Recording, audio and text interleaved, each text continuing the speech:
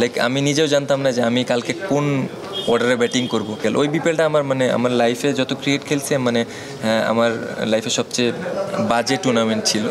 না এরকম কখনোই ফিল করিনি, কিন্তু চেষ্টা করছি যে 100%টা দেওয়ার, কিন্তু দিতে পারি না। এর জন্য খারাপ লাগছে যে আসলে আমি রাইট টাইমে রাইট জিনিসটা দিতে পারতেছি না, এর জন্য খারাপ লাগছে। আর যেটা বললেন সোশ্যাল মিডিয়া, আপনার ভালো জিনিসও থাকবে, খারাপ জিনিসও থাকবে। তো ভালো জিনিসটাও যেরকম বেশিক্ষণ স্টে করে না, খারাপ জিনিসটাও বেশিক্ষণ স্টে করে না।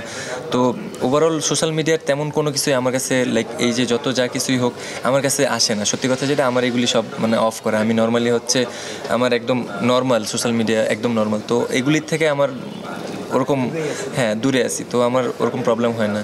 আর আপনি আবাহনীতে খেলেছেন সুজন স্যারের আন্ডারে, গতবার ঢাকাতে খেললেন। খালেদ মাহমুদ সুজনের আপনার ক্যারিয়ারের উপর আলাদা কোনো ইনফ্লুয়েন্স আছে কি?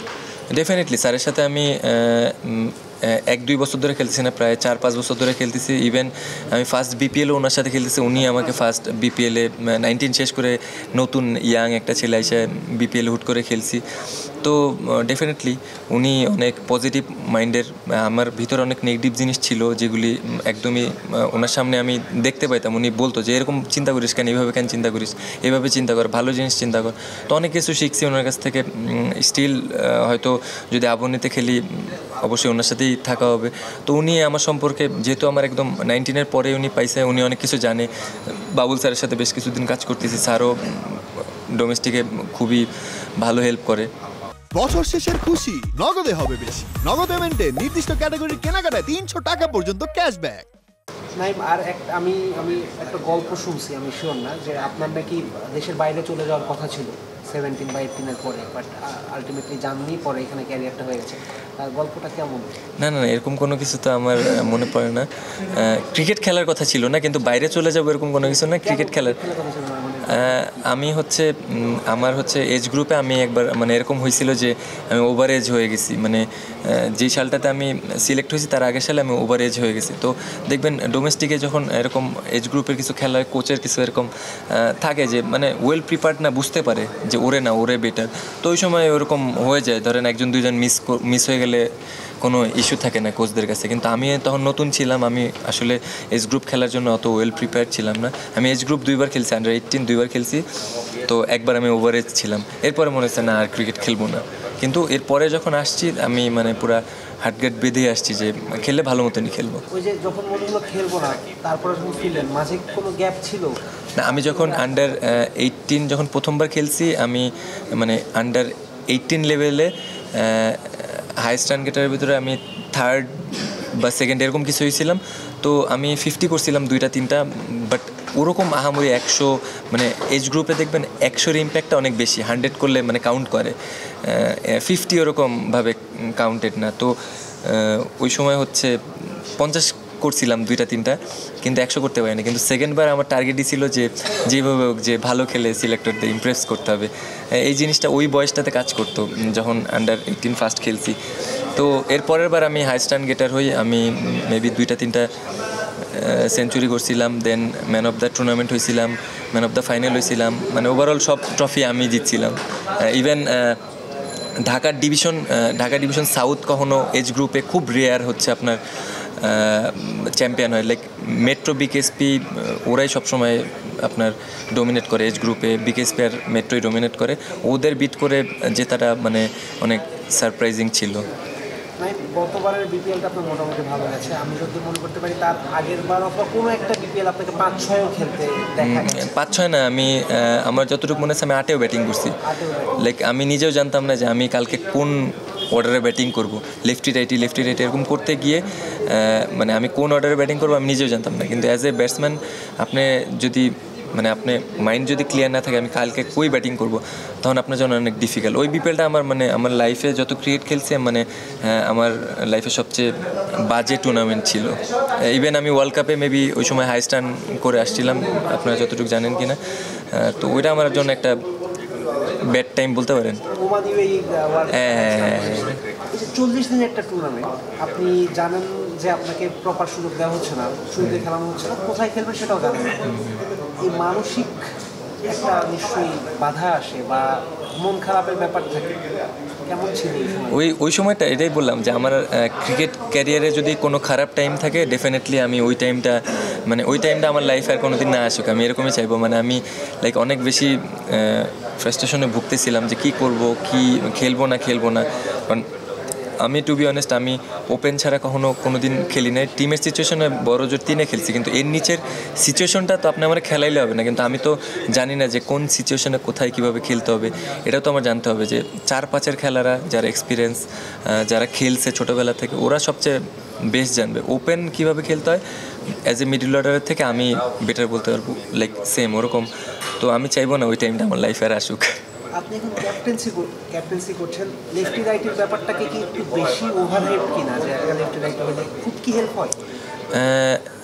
কিছু সিচুয়েশনে আপনার খুবই হেল্পফুল হয়, আবার আমাদের দেশের পরিপ্রেক্ষিতে এটা খুবই মনে হয় যে একটু বেশি লেফটি রাইট বেশি কথা হয়। হ্যাঁ। আসন্ন বিপিএল নিয়ে কি স্বপ্ন দেখছেন? স্বপ্ন ইন দ্য সেন্স আমাদের দেশে বিপিএল এ সবচেয়ে বেশি আলোচনা হয়। আপনি বললেন আপনি ফিরবেন, আপনি স্টেটমেন্ট দিয়েছেন, দৃঢ় গলায় বলেছেন, আমরাও সেটা বিশ্বাস করি। বিপিএলটাই নিশ্চয়ই টার্গেট করছেন। ডেফিনেটলি বিপিএলের আগে আপনি এইরকম একটা প্ল্যাটফর্ম আপনি যখন পাবেন, এটা তো কখনোই পাইনি। তো দারুণ একটা অপরচুনিটি, এখানে ভালো খেলে বিপিএল একটা ভালো স্টার্ট করাটাই হলো আমার পার্সোনালি মূল লক্ষ্য থাকবে, যে এইখান থেকে ভালো একটা শেষ করে বিপিএলে ভালো একটা স্টার্ট দেওয়া। যে কোনো একটা টুর্নামেন্টে ভালো একটা স্টার্ট পাওয়াটা, এটা as a top order batsman, বলার, যে কোনো প্লেয়ারের জন্য স্পেসিফিক যদি বলতে যান, ভালো স্টার্ট চাবে সবাই। তাহলে ভালো টুর্নামেন্টের মোমেন্টামটা ধরে রাখা যায়। অ্যাজ এ প্লেয়ার আমি ওটাই চাবো। নাইম, আমার তরফ থেকে লাস্ট প্রশ্ন, সেটা হলো যে এরপরে আপনাকে যখন আমরা আবার দেখবো সর্বোচ্চ পর্যায়ে ইন্টারন্যাশনাল ক্রিকেট, আপনার কি মনে হয় একটা চেঞ্জ নাইমকে দেখবো, যে মানসিকভাবে পরিপক্ক, ক্রিকেট ব্রেন আরও শার্প হয়েছে এরকম, বা নাকি টেকনিকেও কোনো পরিবর্তন দেখবো, খেলার ধরনেও কোনো পরিবর্তন দেখবো? এটা বলতে গেলে অনেক বেশি করে বলতে হবে। মানে ওভারঅল সব কিছু নিয়ে আমি বলতে চাই যে যত পরিপূর্ণতা নিয়ে যাওয়া যায়। আপনার ল্যাকিংস এখনও ইন্টারন্যাশনাল যারা ডোমিনেট করে খেলতেছে তাদেরও ল্যাকিংস আছে। তো কম বেশি আপনার যতদিন ক্রিকেট থাকবে, খেলবেন, যতদিন থাকবে ততদিন আপনার ল্যাকিংস কম বেশি থাকবে। ওই জায়গাটা হয়তো আপনি বড় জোর কিছু একটা ইমপ্রুভ করতে পারবেন, কিন্তু 100% ইমপ্রুভ কখনোই কোনো দিনই হবে না। তো চেষ্টা থাকবে পরিপূর্ণভাবে যেন আমি আবার ইন করতে পারি। ভাই আপনার কি আবার আলাদা করে আছে? ওকে, একটা দুইটা হলে সমস্যা নেই। বছর আগে যে এখন নিশ্চয়ই ক্রিকেট নিয়ে বেশি চিন্তা করেন। হ্যাঁ, ডেফিনেটলি। নাইলে আপনি এই স্ট্যান্ডার্ড মেনটেন করে খেলতে পারবেন না। যদি চিন্তা না করেন, আপনি ক্রিকেট নিয়ে ভালোভাবে চিন্তা না করেন, ডেফিনেটলি আপনি এখানে সার্ভাইভ করতে পারবেন না। কারণ এখানে আগের মতন নাই, লাইক সারাদিন অ্যানালাইজ হচ্ছে কার কোন জায়গায় স্ট্রং জোন, কার উইক জোন। তো ওই জায়গাটা আপনি প্ল্যান করে রাইট জায়গায় রাইট প্লেসে ফিল্ডার রাখলে আপনার জন্য ভেরি টাফ। তো ডেফিনেটলি আপনার এই জায়গাটা পরিপূর্ণ হয়েই আসতে হবে। বললেন তো যে অনেক বেশি কাজ করতে হয়, তো আপনারও করতে হয়, সেটা কি আপনাকে একটু বেশি মোটিভ, আর আপনি সেটা এনজয় করেন কিনা সেটা বলে? সত্যি কথা বলতে গেলে আপনি যে কোনো জিনিস যদি এনজয় না করেন, আপনি ওই জিনিসে ভালো রেজাল্ট পাবেন না। তো আমি চেষ্টা করতেছি as a top order batsman আমার ব্যাটিংটা এনজয় করার জন্য। যখন অ্যাজ এ লিডার হিসাবে মাঠে ঢুকতেছি, ওই জিনিসটা আবার অ্যাজ এ লিডার হিসাবে এনজয় করার চেষ্টা করতেছি। মানে স্পেসিফিক টাইমগুলিতে স্পেসিফিক জিনিসগুলো এনজয় করার চেষ্টা করতেছি। ঢাকা মেট্রো খুব হ্যাঁ, টু বি অনেস্ট এটা সত্যি কথা। হ্যাঁ, এবং আপনাদের ব্যাটিং লাইনআপে এমন মানুষ খেলে যারা আসলে লঙ্গার বছরের জন্য খুব একটা সুইটেবল। আপনি সেই টিমটাকে 7টা ম্যাচ আনবিটেন নিলেন। ফার্স্ট কোয়ালিফায়ারে হয়তো আপনি আনফরচুনেটলি হেরে গেলেন, কিন্তু একটা রিদমে আছে সবাই এসে প্রেস কনফারেন্সে একদিন আসছে, সে এসে বলছে যে ক্যাপ্টেন্সিটা ভালো ছিল। রাকিবুল আজকে বললো যে সেকেন্ড উইকেট ইমরুকেসের সময় আপনি একটা ফিল্ডিং চেঞ্জ করলেন। এইটা আসলে আপনি কোথা থেকে শিখেছেন, বা আপনি মনে করেন এইটা প্রথম ফেজে যখন ইন্টারন্যাশনাল শুরু করলেন, সেই গেম সেন্সগুলো আপনার মাঝে কম ছিল? ডেফিনেটলি। আমরা যখন নর্মালি আপনি দেখেন, যখনই আমরা ন্যাশনাল টিমের বলেন, এ টিমের বলেন, হাই পারফরমেন্স, আন্ডার-19, যখন এই সিনিয়রগুলি হয়, আমরা এই জিনিসগুলিই কিন্তু শিখি যে কখন রাইট টাইমে রাইট জায়গায় রাইট ফিল্ডারটা থাকা ইম্পর্টেন্ট। আপনি ইম্পর্টেন্ট প্লেসে ইম্পর্টেন্ট ফিল্ডারটা যখন না থাকবে, তখন আপনি গেম থেকে বেরোয় যাবেন। সিলি একটা জিনিস, একটা রান আউট গেম চেঞ্জ করে দিতে পারে, ভালো একটা ক্যাচ, ভালো একটা ফিল্ডিং। তো এইসব জিনিসগুলি ধরেন যখন আপনি আন্ডার-19 থেকে আসতেছেন, আমি তো একটা 19 খেলছি, এইচপি, এ টিম, তারপর মানে যত প্রসেসের ভিতরে যত ক্রিকেট আছে সবগুলির থেকে মানে সবগুলির টাচ আপ নিয়েই আসছি।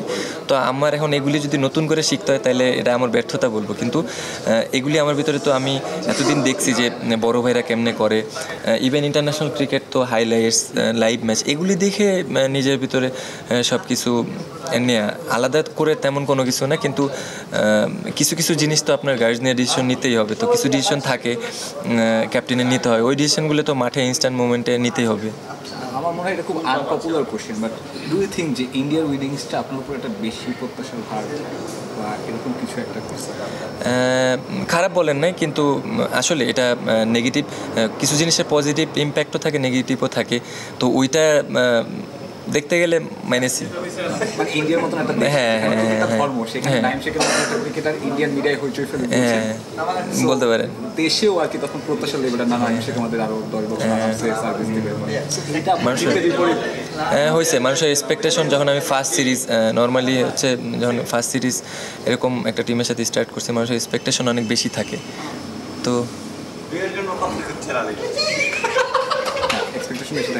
তো নর্মালি এক্সপেকটেশন বেশি থাকে, ওই এক্সপেকটেশন তখন তো সোশ্যাল মিডিয়া আমাদের দেখবেন 2000 থেকে 2005 পর্যন্ত সোশ্যাল মিডিয়াটা দেখবেন একরকম, 5 থেকে 15 পর্যন্ত একরকম, আবার 15 থেকে দেখবেন এই যে 25 আসছে এটা একরকম, অনেক বড় ইম্প্যাক্ট থাকে। তো আমি ওই টাইমটাতে আসলে অ্যাক্টিভ ছিলাম, তো ওই জিনিসগুলি টু বি অনেস্ট ইম্প্যাক্ট ফেলছে, এটা লুকানো কোনো কিছু নাই। নেগেটিভ যখন আমি সাকসেস হইনি তখন তো নেগেটিভ অনেক জিনিস সামনে আসছে, তো ওই জিনিসগুলি আমার ভিতরে ইম্প্যাক্ট করছে। তো ওগুলি থেকে ওই যে বললাম না যে এখন পরিপূর্ণ হচ্ছে কীভাবে, ভুল থেকে মানুষ শিখে বারবার সেম ভুলটা না করলে অনেক বড় লার্নিং। তো আমি চেষ্টা করছি এগুলি থেকে বেরোয় এসে যত বেশি পজিটিভ থিঙ্ক নিয়ে থাকা যায়।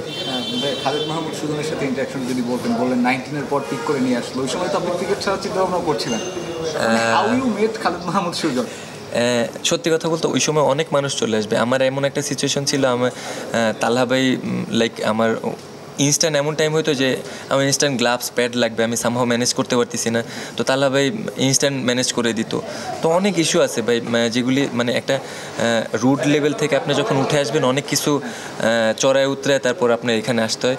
তো ওই মোমেন্টে আমি কখনো চিন্তা করি না যে বিপিএলে পিক হব, তারপর খেলবো, পারফর্ম করব, দেন একটা প্রসেসের ভিতর গিয়ে দেন ডোমিনেট করে খেলবো, এগুলি চিন্তা না, কিন্তু প্রসেসে সবসময় বেস্টটা দেওয়ার চেষ্টা করছি।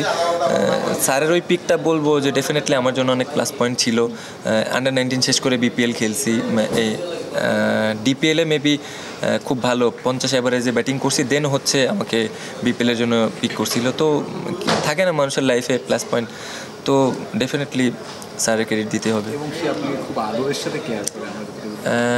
সত্যি কথা বলতে গেলে হ্যাঁ, স্যার পার্সোনালি ভালো সময় খারাপ সময় বোথ টাইমেই বলে। আর স্যার মানে সত্যি কথা বলতে গেলে ইন্সপায়ারিং ছাড়া নেগেটিভ কথা আমি আমার লাইফে খুব কমই পাইছি, মানে ইন্সপায়ারিং কথাই বলছে।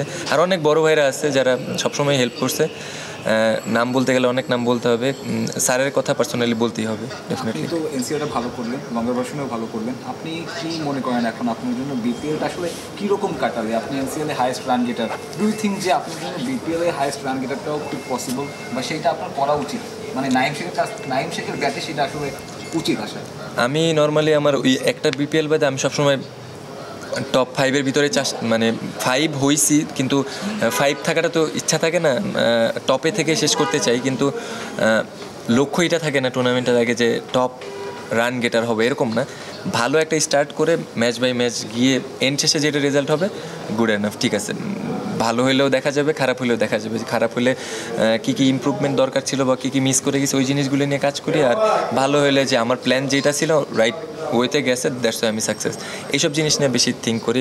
এই টুর্নামেন্টের আগেও সেম প্ল্যানই ছিল যে চেষ্টা থাকবে বিপিএলের আগে ভালো একটা প্রিপারেশন, তো ওইটা রাইট ওয়েতে যাচ্ছে আলহামদুলিল্লাহ। চেষ্টা থাকবে একটা ম্যাচ ভালো শেষ করে ভালো একটা ফিনিশ করে, দেন ভালো একটা স্টার্ট আবার। বিপিএলে দলের সাথে কমিউনিকেশন হচ্ছে কিনা, কোনো পরিকল্পনা কিছু একটা, সেখানে ক্যাপ্টেন্সির সুযোগ হলে আপনি ক্যাপ্টেন্সি করবেন? না, আসলে এরকম কোনো প্ল্যানই নাই এখন পর্যন্ত। আমাদের মেবি টিমটার যে গ্রুপ এটাই রেডি হয় না, মেবি আজকে কালকের ভিতর হয়ে যাবে। এইসব নিয়ে কোনো প্ল্যানই নাই ভাই, জাস্ট এই একটা ম্যাচ শেষ করে বিপিএলে ভালো একটা স্টার্ট দিব, এটাই প্ল্যান আপাতত। এই জাস্ট এই এতটুকুই প্ল্যানে আছে।